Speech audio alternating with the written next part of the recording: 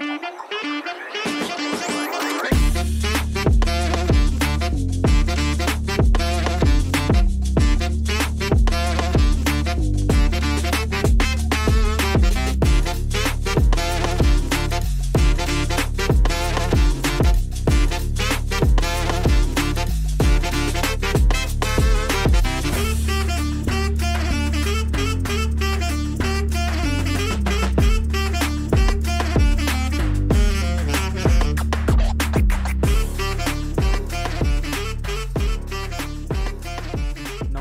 मित्रांनो, पुन्हा एकदा स्वागत करतो तुम्हा सर्वांचे आपल्या सिरीजमध्ये, ज्याचे नाव आहे भटकंती सह्याद्रीची. आणि आज आपण चाललो आहोत श्री क्षेत्र पार्वतीपूर म्हणजेच पार या गावाला. प्रभू श्री रामचंद्रांना वर देणारी अशी ही आख्यायिका याच देवीबाबत सांगितली जाते. त्यालाच आदिशक्ती श्री रामवरदायिनी देवी असेही म्हणतात. हे गाव महाराष्ट्रातील सातारा जिल्ह्यातील महाबळेश्वरच्या पश्चिम रडतुंगीच्या घाटापासून 6 मैल अंतरावर आहे. गाव प्रतापगडच्या दक्षिणेला पायथ्याशी वसलेले आहे.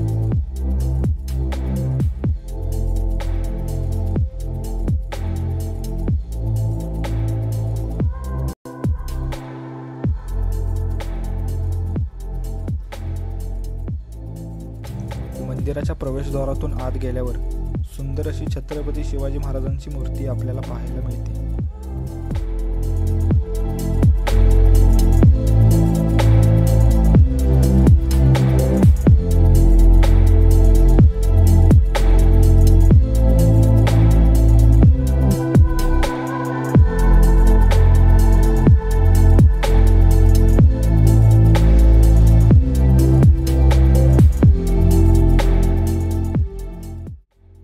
मंदिराच्या गाभाऱ्यात सिंहासनावर 2 मूर्ती आहेत.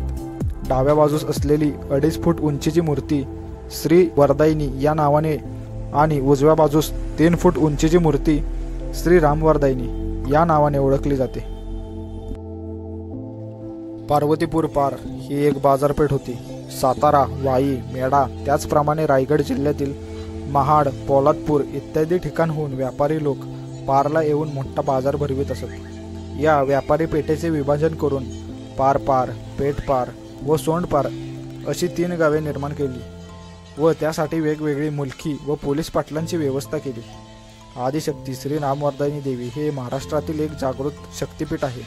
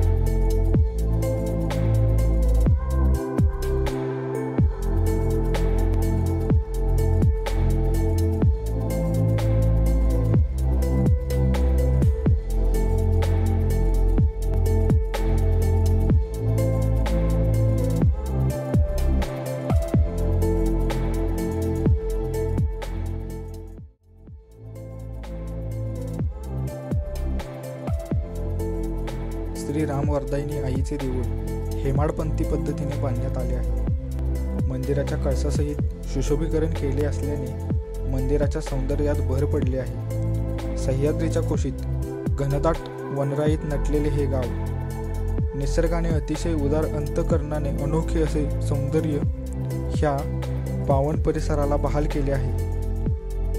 जवळूनच वाहणारी कोयना नदीवर छत्रपती शिवाजी महाराजांच्या काळात या नदीवर बांधलेले प्राचीन पूल हे या गावच्या सौंदर्याचे आणखीन एक आभूषण आहे.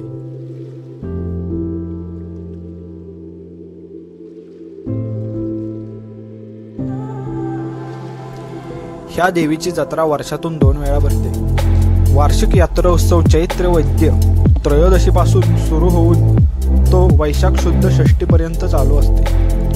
यात्रेच्या 3ऱ्या दिवशी म्हणजेच चैत्र अमावास्येला आसपासच्या गावांमधून त्या गावांचे ग्रामदैवत होडीच्या काठीच्या रूपात घेऊन येतात। मुख्य सभा मंडपासमोर असलेल्या पटांगणात एक प्राचीन झाड आहे, तेथे बगाड लागते। यात्रेचा शेवटचा दिवस असतो, याला छबिना म्हणतात। या दिवशी मंदिरात लघुरुद्राभिषेक, होम हवन तसेच विविध कार्यक्रमांचे आयोजन केले जाते व पहाटे 5 वाजता देवीची मूर्ती पालखीत ठेवून पालखीची गावातून वाजत गाजत मिरवणूक काढण्यात येते।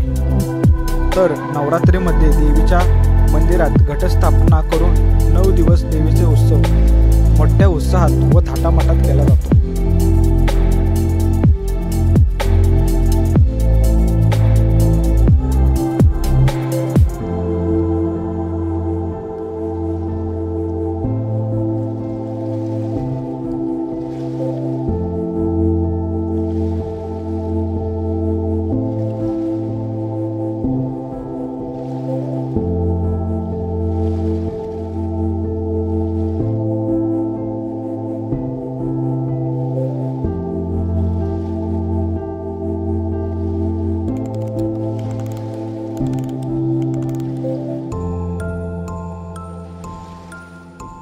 तर मित्रांनो, व्हिडिओ आवडल्यास लाईक, शेअर आणि सबस्क्राईब करायला विसरू नका। धन्यवाद।